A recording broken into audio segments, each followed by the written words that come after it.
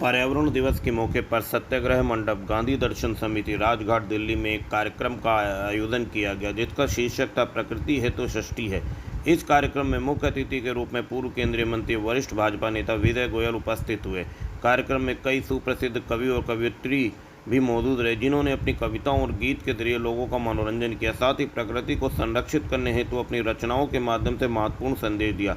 कार्यक्रम में मौजूद सभी मेहमानों ने बीजेपी नेता विजय गोयल का पुष्पमाला पहनाकर पौधा रूपी उपहार देकर सम्मानित किया। वहीं विजय गोयल ने सभी को प्रकृति से संबंधित तस्वीर देकर गले में पर्यावरण संरक्षण वाला पटका पहनाकर सभी का उत्साह बढ़ाया। कार्यक्रम के संयोजक रहे पूर्व बीजेपी विधायक प्रत्याशी बुराड़ी से गोपाल झा और मुख्य आयोजक शिवम झा के द्वारा आयोजित किए गए कार्यक्रम में पर्यावरण संरक्षण के लिए गंभीरतापूर्वक चर्चा की गई।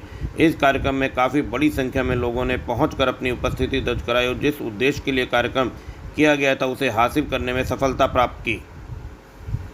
विस्तृत रिपोर्ट में जहां भारी संख्या में लोगों ने प्रण लिया कि पर्यावरण के लिए वो हर संभव प्रयास करेंगे।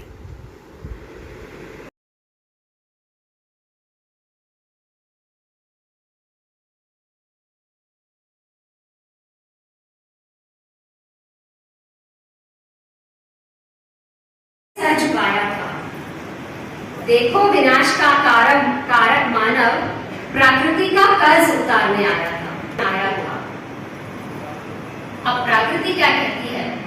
जो कर सके प्रकृति पर एहसान, जो कर सके प्रकृति पर एहसान, तो इतना ना मुझको बर्बाद करो, मेरी जमीन जल और वायु को अपने लालच से आजाद करो, मेरी जमीन जल और वायु को अपने लालच से आजाद करो। बस यही उपहार मुझे दे दो, बस यही उपहार मुझे दे दो। भी चलाती हैं, पर्यावरण दिवस के लिए बहुत काम कर रही हैं लीला जी। इनका खुद का एक छोटी सी ऑर्गेनाइजेशन है लिटिल ग्रीन्स।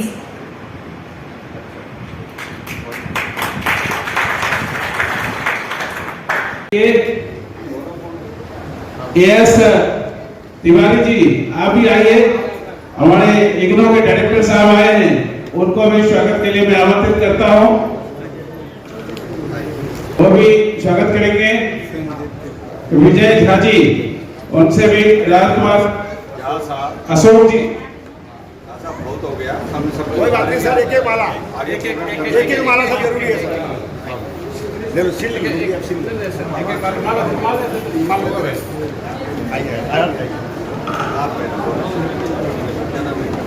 सनी जी, सक्सेना जी, अरविंद जी। अरे मौसम थोड़ा आगे पीछे हो गया तो क्या फर्क पड़ता है?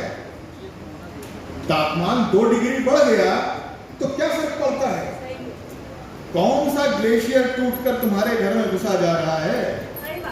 कौन सा ग्लेशियर टूटकर तुम्हारे घर में घुसा जा रहा है जो सड़कों पर इतना हल्ला? जब कवियों ने अपने माध्यम से पर्यावरण को लेकर बातचीत करी।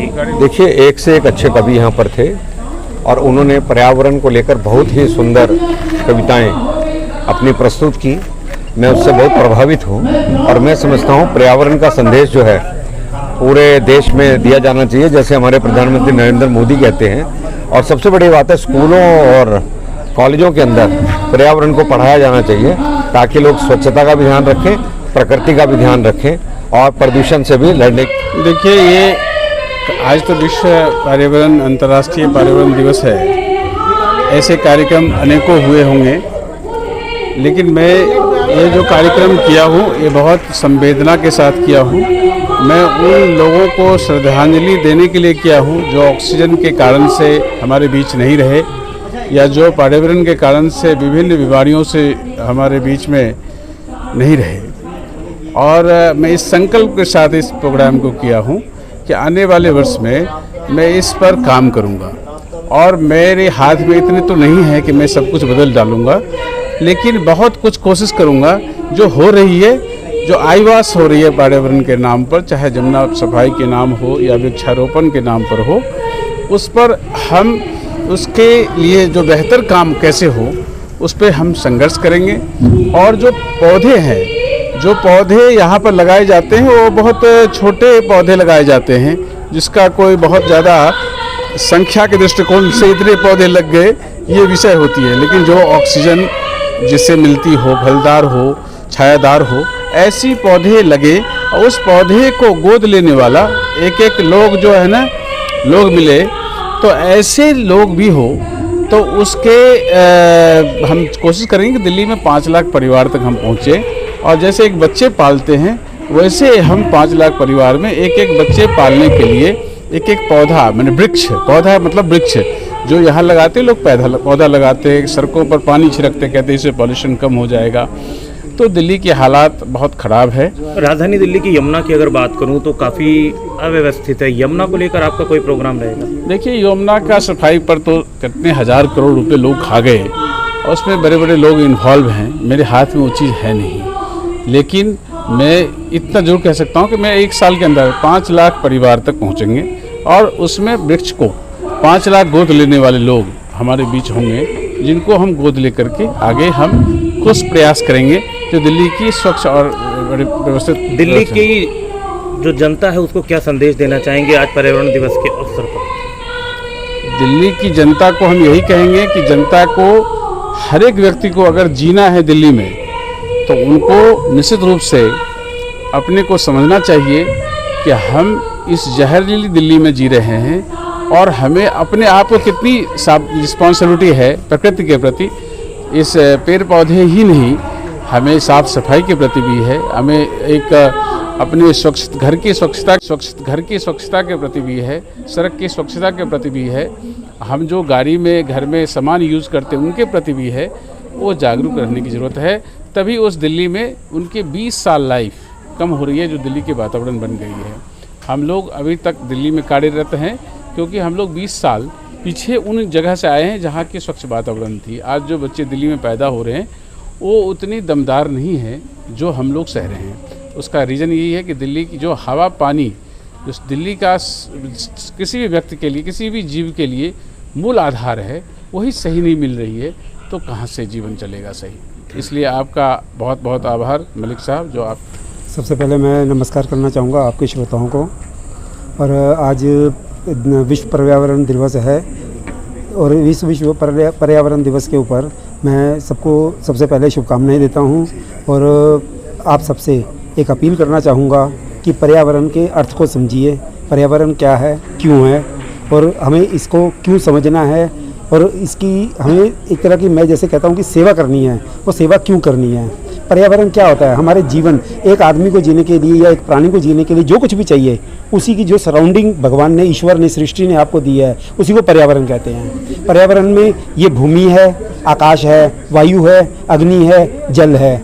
अगर हम इन सब की केयर करेंगे तो ही हमारी खुद की केयर होनी है। तभी आज का कार्यक्रम का, जो सा हमने आज कार्यक्रम किया है, उसका नाम भी क्या रखा है आपने देखा होगा, प्रकृति है तो सृष्टि है। मतलब अगर प्रकृति रहेगी तो सृष्टि रहेगी। सृष्टि का अर्थ है लोग रहेंगे और हमारा जीवन रहेगा। अगर मैं बात करूं ग्लोबल वार्मिंग के कारण जब पूरे वर्ल्ड में तापमान बढ़ रहा है, राजधानी दिल्ली के अंदर भी आज टेम्परेचर 48 से 49 डिग्री पहुंच रहा है, लेकिन लोग जागरूक नहीं हो पा रहे हैं। ऐसे लोगों को जागरूक के लिए आप क्या संदेश देना? बड़ा साधारण सा तरीका है, जैसे कि मुझे नहीं पता कि क्यों नहीं अप्लाई हो रहा। कोई भी शख्स के अंदर, आप स्वयं देख सकते हैं, किसी भी शख्स के अंदर कोई सोच कब पैदा होती है या किसी भी तरह के निर्णय वो कब लेता है, जब वो एक बचपन में उसके दिमाग में कुछ चीज़ें डाल दी जाती हैं। जैसे कि हम अगर जो शिक्षा होती है, हमारी प्राइमरी शिक्षा है, सेकेंडरी शिक्षा है, अगर हमारी उन किताबों के अंदर अगर मुख्यतः हम इन चैप्टर्स को लेंगे, शिक्षा के अंदर डाल देंगे, तो बच्चे के दिमाग में जो चीज़ छप जाती है वो उसके अंत तक रहती है। तो सबसे आसान तरीका है, एक लाखों की तादाद में जिनसे बच्चे आते हैं हमारे सामने, हर साल आते हैं, वो अगर बच्चों को हम अभी से शिक्षा में डाल दें, एक चैप्टर, बढ़िया सा चैप्टर बना दें जिसके अंदर पूरी पिक्टोरियल वे में डाल दें, उसके दिमाग के अंदर छप जाए पर्यावरण क्यों है, क्या है, किस लिए इसको सर्व करना है हमने, तो बड़ी आसानी से पर्यावरण बड़ी जल्दी से ठीक हो जाएगा। अगर मैं बात करूँ राजनीतिक इच्छा शक्ति नहीं है इस तरीके के कार्यक्रमों को करने के लिए, वहीं सामाजिक लोगों को किस तरीके आ गया? बड़ी अच्छा विषय आपने उठाया है कि राजनीतिक शक्ति, राजनीति में भी एक सोच पैदा हो गई है। लेकिन जैसा मैं पहले ये बताया था कि राजनीति में भी सोच पैदा हो गई है कि जिस तरह से आप देखेंगे पहले जब शुरुआत हुआ था देश की आज़ादी के समय, पर्यावरण के ऊपर एनवायरनमेंट मिनिस्ट्री नहीं होती थी, लेकिन 1970s के अंदर पर्यावरण मिनिस्ट्री आई। उसके बाद आप देखेंगे पर्यावरण मिनिस्टर, अगर देखेंगे पिछले कुछ समय में लगभग कई सारे प्राइम मिनिस्टर, जो खुद प्राइम मिनिस्टर, उन्होंने एनवायरनमेंट की मिनिस्ट्री अपनी संभाली है। और अब जैसी हमारी पिछले 7 साल से गवर्नमेंट चल रही है तो पर्यावरण के ऊपर विशेष ध्यान दिया जा रहा है। जैसे कि आप देखेंगे कि सबसे ज़्यादा पर्यावरण जो सा होता है व्हीकुलर पोल्यूशन होता है। तो एक आम आदमी की जो देश में रह रहा है उसकी कितनी जिम्मेवारी है पर्यावरण के प्रति? एक आम आदमी की ही सारी जिम्मेदारी है, क्योंकि सरकार जो सी होती है वो आम आदमियों से मिलकर बनती है, हमारे ही लोगों के द्वारा बनाई जाती है। और आम आदमी जब भी कोई विषय को उठाता है और उसके लिए लड़ता है भिड़ता है, तो सरकार जो सी सरकार को अगर सरकार उस तरफ ध्यान नहीं भी दे रही होती तो सरकार को भी झुक के ध्यान देना ही पड़ता है। तो आम आदमी की सबसे ज़्यादा जिम्मेदारी है। जैसे आज हमारी ऑर्गेनाइजेशन मेरी सार्वभौम सत्सेवा संघ है जिसका कि मैं राष्ट्रीय अध्यक्ष हूँ, तो वो जैसे पर्यावरण के आज विषय के ऊपर हमने एक कार्यक्रम रखा है। इस तरह से अगर ये कार्यक्रम लगातार सब जगह पूरे हिंदुस्तान में चलने शुरू हो जाएं तो जैसे आज हमारे नेताजी भी आए हुए थे, विजय गोयल जी भी आए हुए थे, अगर इस तरह से नेतृत्व आना शुरू हो जाए, उनकी समझ में आना शुरू हो जाए, वैसी ही प्लानिंग करनी शुरू हो जाए, सरकार को तो ऑटोमेटिकली झुकना पड़ेगा इस विषय के ऊपर।